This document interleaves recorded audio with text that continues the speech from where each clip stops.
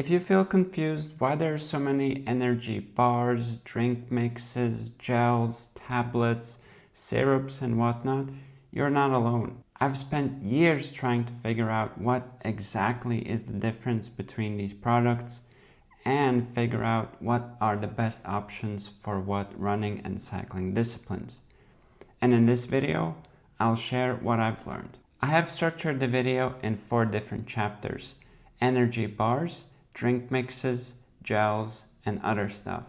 If you're interested in just one particular topic, each individual chapter is highlighted along the video timeline. Okay, so let's start with energy bars. Just out of curiosity, what do you think is the difference between, let's say, a sports energy bar and just plain old Snickers? Well, the Snickers also has energy. In fact, probably more than some energy bars. Some energy bars are labeled to contain protein, while Snickers has that as well from the peanuts. Sure, some energy bars might be sourced from more natural ingredients, but that is not always the case. Maybe they avoid products that many people are allergic to, such as lactose, gluten, or peanuts. But again, that is not always the case. So where exactly am I going with this?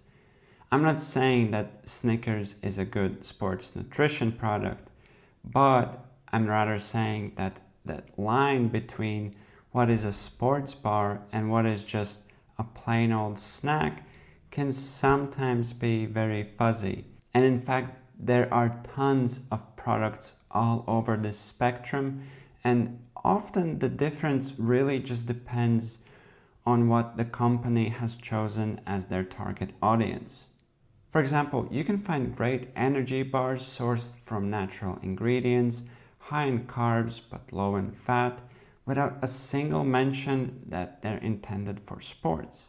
And you can also find just cheap snacks that are disguised as sports bars. Because there's such a large option of energy bars available, I think they are a fantastic option before or after exercise, or maybe even during very long, low intensity events, for example, ultras, where there's a risk of flavor fatigue, which basically just means that you're getting tired of the same flavors.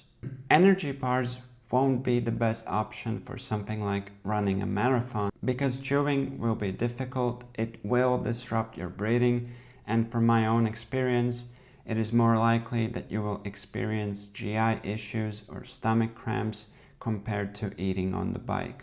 Alright, second category are drink mixes. Drinks are a fantastic source of energy during exercise, rarely contain any unnecessary ingredients, and help you stay on top of hydration as well. Some drinks might contain caffeine, but don't go overboard with them. And keep in mind that the caffeine will probably make the drink more bitter. Because drink mixes are so simple, you can actually just buy the ingredients and make one yourself for the fraction of the cost. But of course, that's less convenient.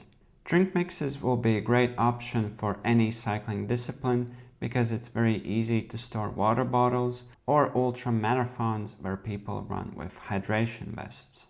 Unfortunately, for regular marathons, only the elite runners get a chance to have their own drink mixes at the water stations. Of course, you can run a marathon with a hydration vest as well, but it's just less comfortable. A downside to using just drinks is that during long exercise, you still might experience the feeling of an empty stomach, even if you've consumed a lot of calories. So it is a good idea to complement drink mixes with gels, bars, or something edible. Also, have regular water alongside a drink mix because the sugary aftertaste of certain drinks can be unpleasant. Energy gels suit all disciplines but are especially a great choice for running, where you typically have less options to store nutrition unless you're running with a hydration vest. Gels might be a bit tricky to consume in off-road cycling disciplines. If you're not as confident in your bike handling skills, you could opt for drinks or even bars, which you can just pre-open before the race. All energy gels contain somewhere between 20 and 45 grams of carbohydrates, and these carbs are basically always the same free sugars: glucose, maltodextrin, and fructose.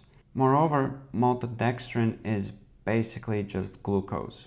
So, roughly speaking, all gels are made from glucose and some contain also fructose. If you want your body to absorb as much carbs as possible, you're probably looking for a glucose-fructose mix. However, for most recreational athletes, the problem is probably not eating too much, but rather too little.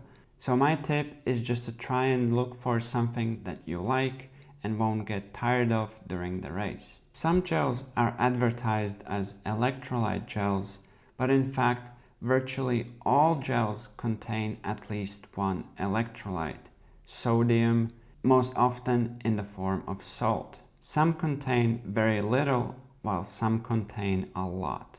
Those gels that advertise electrolytes will probably contain additional electrolytes and in larger quantities. Although the idea is good, electrolyte gels really just don't taste good.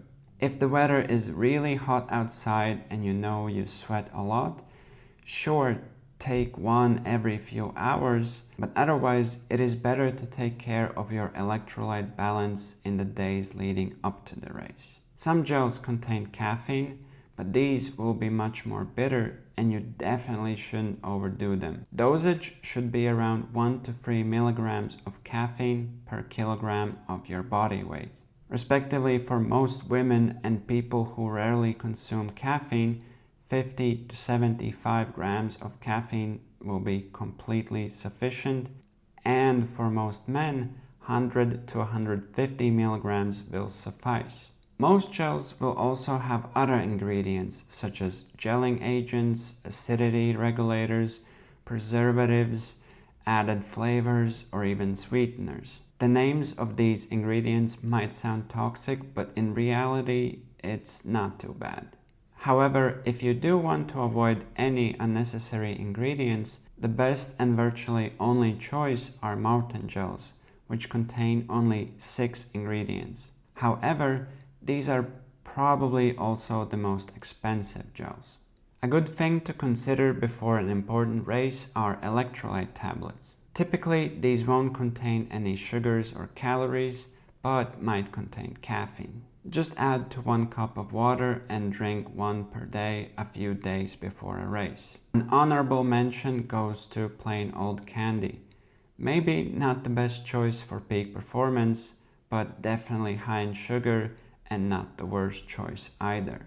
And lastly, a very niche thing I've seen emerge in the last years are syrups. They contain an enormous amount of carbs and are too thick and too sweet to consume on their own.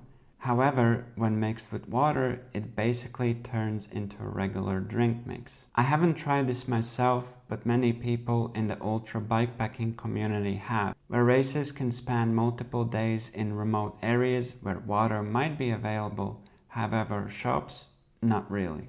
Alright, that is it for this video. I hope you found it insightful. If you have any questions, please leave a comment, and good luck in your future endeavors.